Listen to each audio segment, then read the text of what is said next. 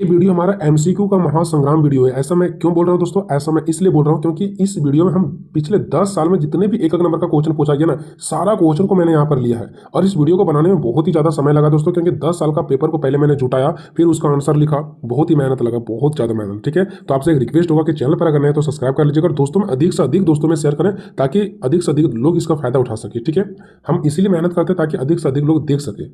चलो, तो ये हमारा सेमेस्टर 3 माइनर पेपर 1 भी हिस्ट्री का एमसीक्यू क्वेश्चन है, जो कि आपके एग्जाम में एक एक नंबर के क्वेश्चन आएंगे। ठीक है, हो सकता है आपके एग्जाम में ऑप्शन दिया भी जा सकता है और ऑप्शन नहीं भी दिया जा सकता है।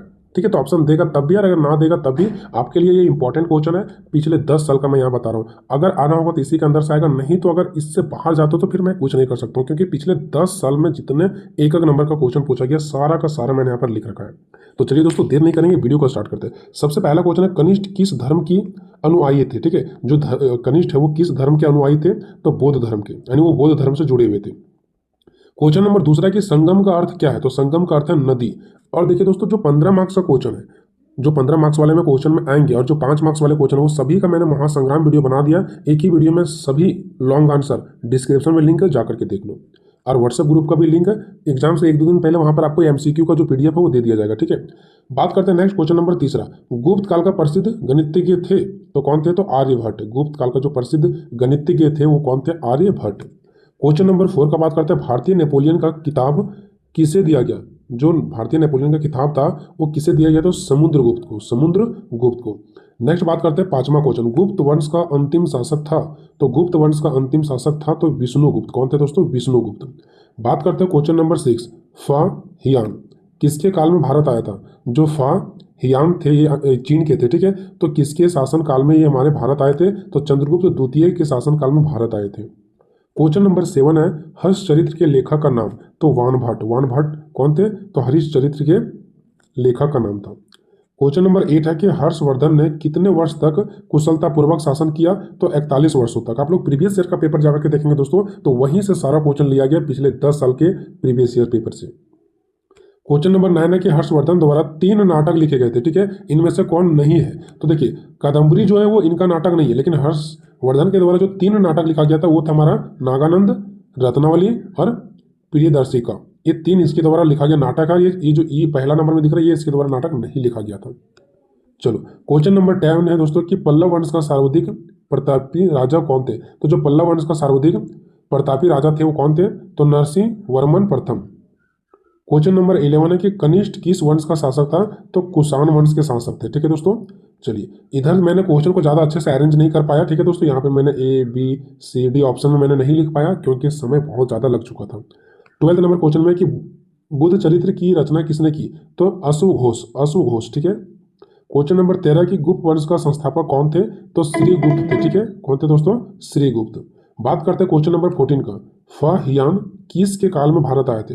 जो फाहियान थे वो किसके काल में भारत आए थे? चंद्रगुप्त द्वितीय। हो सकता है दोस्तों कि एक ही क्वेश्चन डबल बार रिपीट हो जाए, डबल बार टकरा जाए, तो आपको घबराना नहीं। हो सकता है कि बहुत सारे क्वेश्चन इस साल भी दिए, अगले साल भी तो देता है, तो इसीलिए यहाँ पे रिपीट आपको देखने को मिल सकता है। ठीक है, क्वेश्चन नंबर 15 है कि गुप्त काल का महान कवि कौन थे? ठीक है, गुप्त काल का महान कवि कौन थे? तो कालिदास। क्वेश्चन नंबर हम 16 का बात करते हैं, गुप्त साम्राज्य का पतन हुआ तो 550 ईसा पूर्व में गुप्त साम्राज्य का क्या हो गया था? पतन हो गया था। क्वेश्चन नंबर 17 है दोस्तों, कादम्बरी की रचना की थी? तो वानभट्ट ने, वानभट्ट ने। ठीक है, ये सब मोस्ट इंपॉर्टेंट क्वेश्चन है। ठीक है, क्वेश्चन नंबर 18 की बात करते हैं, वर्धन वंश का प्रथम स्वतंत्र शासक कौन थे? जो वर्धन वंश थे इसके प्रथम शासक कौन थे दोस्तों? तो प्रभाकर वर्धन, प्रभाकर वर्धन। क्वेश्चन नंबर 19 है कि पल्लव वंश का सर्वाधिक प्रतापी राजा कौन थे? तो नरसिंह वर्मन प्रथम। ये भी क्वेश्चन रिपीट हुआ है, बहुत बार रिपीट होगा, और ये क्वेश्चन आपके लिए मोस्ट इंपॉर्टेंट है। क्वेश्चन नंबर 20 के हर्षवर्धन को किस चालुक्य राजा ने हराया था? तो पुलकेशिन द्वितीय। ठीक है, पुलकेशिन द्वितीय, पुलकेशिन द्वितीय ही हर्षवर्धन को हराए थे। आगे बात करते हैं क्वेश्चन नंबर 21, शुंग वंश का संस्थापक कौन थे? जो शुंग वंश थे इसका संस्थापक कौन थे दोस्तों? तो पुष्यमित्र, पुष्यमित्र। ठीक है, क्वेश्चन नंबर नेक्स्ट है 22, कनिष्ठ किस वंश से संबंधित था? तो जो कनिष्ठ थे वो हमारे कुषाण वंश से संबंधित थे। ठीक है, क्वेश्चन नंबर नेक्स्ट है दोस्तों 23, चतुर्थ बौद्ध संगीति हुई थी? तो जो चतुर्थ बौद्ध संगीति हुई थी दोस्तों वो हमारा कश्मीर में हुआ था। ठीक है, क्वेश्चन नंबर नेक्स्ट 24, गुप्त वंश का संस्थापक कौन था? जो गुप्त वंश है इसके संस्थापक कौन था? तो श्रीगुप्त। कौन थे दोस्तों? श्रीगुप्त। बात करते हैं क्वेश्चन नंबर 25। समुद्रगुप्त का दरबारी कवि कौन था? जो समुद्रगुप्त है इसके दरबारी कवि कौन था? तो हरिसेन, हरिसेन। क्वेश्चन नंबर 26 है कि गौतमी पुत्र सातकर्णी किस वंश से संबंधित था? तो इसका राइट आंसर होगा सातवाहन वंश, सातवाहन वंश। क्वेश्चन नंबर 26, ग्रामों में श्वेता शासन लागू किया था? ग्रामों में श्वेता शासन लागू किया था कौन? तो चोल वंश द्वारा। क्वेश्चन नंबर 28 है कि राजेंद्र प्रथम का संबंध था? तो राजेंद्र प्रथम का संबंध हमारा चोलवंश से था। किससे? चोलवंश से। क्वेश्चन नंबर 29 है कि अभिज्ञान शकुंतलम लिखा था? तो जो अभिज्ञान शकुंतलम जो लिखा गया वो किसके द्वारा? कालिदास के द्वारा। क्वेश्चन नंबर 30 के हर्षवर्धन के किस चालुक्य राजा ने हराया था? हर्षवर्धन के किस चालुक्य राजा ने हराया था? ठीक है, सॉरी, हर्षवर्धन को किस चालुक्य राजा ने हराए थे? तो पुलकेशिन द्वितीय। क्वेश्चन नंबर 31 है कि सिकंदर ने भारत पर कब आक्रमण किया? तो इसका राइट आंसर होगा 326 ईसा पूर्व। क्वेश्चन नंबर 32 है कि संगम साहित्य किसके संरक्षण में लिखा गया? तो पांड्य, पांड्य के संरक्षण में लिखा गया। क्वेश्चन नंबर 33, तृतीय बौद्ध संगीति हुई थी? तो पाटलिपुत्र में। क्वेश्चन नंबर 34 है दोस्तों, हर्षवर्धन के पिता कौन थे? तो प्रभाकर वर्धन। ठीक है। 35 है, बुद्ध चरित्र लिखा गया था? तो ये लिखा गया था अशोक घोष द्वारा। क्वेश्चन नंबर 36 है, कादम्बरी किसने लिखी? ठीक है, जो कादम्बरी है वो किसने लिखी थी? तो बाणभट्ट द्वारा। 37, निम्नलिखित में से किस पुस्तक की रचना संध्याका नदी ने की थी? संध्याका नंदी ने की थी। ठीक है, संध्याका नंदी। तो इसका हो जाएगा रामचरित्र, रामचरित्र। ठीक है। क्वेश्चन नंबर 38 है, कनौज पर स्वामित्व के लिए त्रिपक्षीय संघर्ष किसके समय में आरंभ हुआ? तो ये हमारा है वत्सराज। ठीक है, वत्सराज।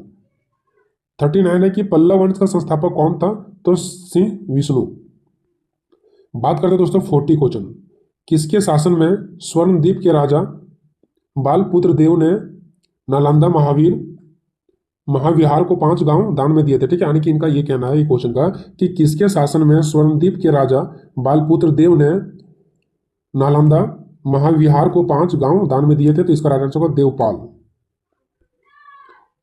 नेक्स्ट बढ़ते हैं दोस्तों क्वेश्चन नंबर 41। इस समय ऑप्शन देखने को नहीं मिल रहा क्योंकि प्रीवियस ईयर के पेपर में जाकर देखोगे तो कुछ में ऑप्शन दिया गया था, कुछ में ऑप्शन नहीं दिया गया। ठीक है। नेक्स्ट है, कनिष्ठ को शासन कब प्राप्त हुआ? यानी कि राज्य सत्ता को कब उन्होंने संभाला? ठीक है, तो 78 ईसा पूर्व में। नेक्स्ट बात करते हैं दोस्तों 42 नंबर। नेक्स्ट है कि शक संवत किसके द्वारा चलाया गया था? तो कनिष्ठ के द्वारा 78 ईस्वी में। नेक्स्ट 43, कनिष्ठ किस जाति से संबंधित थे? तो चीन की यूनची व तोखरी जनजाति से। ठीक है। नेक्स्ट 44, किस चीनी जनरल ने कनिष्ठ को हराया था? तो पेगचावो ने। नेक्स्ट 45, कनिष्ठ के कुल का अंतिम शासक कौन था? तो वासुदेव। ठीक है, वासुदेव। नेक्स्ट 46, पक्की ईंटों का शुभारंभ किसके काल में हुआ था? तो कनिष्ठ के काल में। 47 है कि कौन सा कुषाण शासक था जिसने बौद्ध धर्म अपनाया था? तो कनिष्ठ। 48 है, कनिष्ठ की राजधानी कहाँ थी दोस्तों? तो पुरुषपुर व मथुरा। कहाँ दोस्तों? पुरुषपुर व मथुरा। 49 है कि चरक किसके राजवेद थे? तो कनिष्ठ के। 50 नंबर है कि किस संग्रहालय में कुषाण कालीन मूर्तियां सबसे अधिक है? तो मथुरा संग्रहालय में। 52, कनिष्ठ बौद्ध धर्म के किस शाखा का अनुयायी थे? तो महायान। 43 के कुषाण वंश का सर्वाधिक शक्तिशाली शासक का नाम क्या है? तो कनिष्ठ। 45, कनिष्ठ अपना साम्राज्य कहां से कहां तक फैलाया था? तो मध्य एशिया से सारनाथ तक। 55 है, कनिष्ठ किस धर्म का अनुयायी एवं संरक्षक था? तो बौद्ध धर्म का। नेक्स्ट है 56, कनिष्ठ बौद्ध धर्म के किस संप्रदाय का अनुयायी था? तो महायान संप्रदाय। 57, कनिष्ठ की मृत्यु कब हुआ? तो 150 या 151। ठीक है, आपको जो भी ऑप्शन में मिले, या तो अगर कुछ नहीं मिल रहा तो दोनों में से कोई आप एक लिख देंगे। 58, गुप्त वंश का संस्थापक कौन था? तो श्रीगुप्त। 59 है कि गुप्त वंश के किस शासक ने सर्वप्रथम महाधिराज की उपाधि धारण की थी? तो चंद्रगुप्त ने। 60 नंबर की गुप्त संवत की शुरुआत किसने किया था? चंद्रपुर प्रथम ने। 61 है कि भारत का नेपोलियन किसे कहा जाता था? समुद्रगुप्त का। 62 के समुद्रगुप्त किसका उत्तराधिकारी था? तो चंद्रगुप्त प्रथम का। 63 के अंतिम गुप्त शासक कौन था? तो विष्णुगुप्त। 64, गुप्त काल में सेल किसे कहा जाता है? तो जो जमीन जोतने योग्य ना हो उसे सेल कहा जाता है। 65, सबसे पुराना विश्वविद्यालय कौन सा है? नालंदा। नेक्स्ट 66, हर्षवर्धन का दरबारी कवि कौन था? तो बाणभट्ट। 67 है कि बाणभट्ट किस सम्राट के दरबारी कवि थे? तो हर्षवर्धन। 68 है कि कवि कालिदास किसके दरबार में रहते थे? तो चंद्रगुप्त विक्रमादित्य। 69 है कि अपनी विजयों के कारण किसे भारत का नेपोलियन कहा गया? तो समुद्रगुप्त को। 70 नंबर है कि चंद्रगुप्त द्वितीय को और किस नाम से जाना जाता है, तो विक्रमादित्य के नाम से। 71 है कि गुप्त काल के दौरान एक महान खगोल शास्त्री और गणितज्ञ थे, तो आर्यभट्ट। 72 है कि किस शासक ने बोधगया स्थित बोधि वृक्ष को कटवा दिया था, तो संस्थान। कौन दोस्तों, संस्थान। 73 की चीनी यात्री हैनसांग ने, ठीक है, हैनसांग किस शासक के शासनकाल में भारत आया था, तो हर्षवर्धन। जो चीनी के यात्री थे दोस्तों हैनसांग ने, वो हमारे किसके काल में भारत आए थे, तो हर्षवर्धन के काल में। 74 किस शासक ने कश्मीर के शासन से बुद्ध के दांत अवशेष बलपूर्वक प्राप्त किए हैं, तो हर्षवर्धन। 75 है कि हर्ष चरित्र के रचयिता कौन है, तो बाणभट्ट। 76 है कि बाणभट्ट किसके दरबारी कवि थे, तो हर्षवर्धन के। 77 है कि हर्ष चरित्र में किस शासक को हुन हरिन केसरी कहा गया। जो हर्ष चरित्र में किस शासक को हुन हरिन केसरी कहा गया, हुन हरिन केसरी कहा गया, तो हर्षवर्धन को। 78 है कि निम्नलिखित में से किसने पल्लव राजवंश की स्थापना किया था, तो सिम्हा विष्णु ने। कौन दोस्तों, सिम्हा विष्णु। 79 है कि कांचीपुरम किस राजवंश की राजधानी था, तो पल्लव का। तो ये हमारा 79 क्वेश्चन था दोस्तों, इसलिए इस वीडियो को मैंने फर्स्ट में ही बताया था कि महासंग्राम वीडियो है, और भी सारे वीडियो का लिंक डिस्क्रिप्शन में, अगर नहीं देखे तो जाके देख लीजिए।